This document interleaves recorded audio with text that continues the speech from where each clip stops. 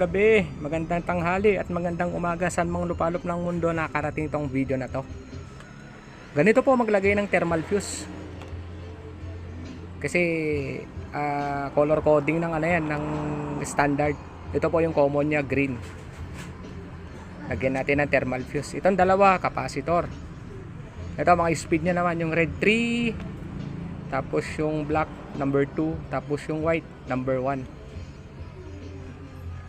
Mamaya po, ano lang natin, ibabalutan lang natin ng electrical tape. Yan po, naka-attach na yung thermal fuse natin. Ayan, oh. Ayun, yung kulay itim doon. Bali, nilagyan ko na ng cable tie. Para sakaling ma-overuse ma-overheat, yun lang ang bibigay. Kasi yung dati nito, ordinary po ito na di na natin sasabihin ko anong tatak, yung mumurahin lang. Ngayon nung binuksan ko walang thermal fuse, kaya ito naglagay ako kasi alam naman natin yung mga rewind stator walang state thermal fuse. Lagay dala ko dyan mismo sa may winding. So ayan, nakatali. Okay, that's all, thank you.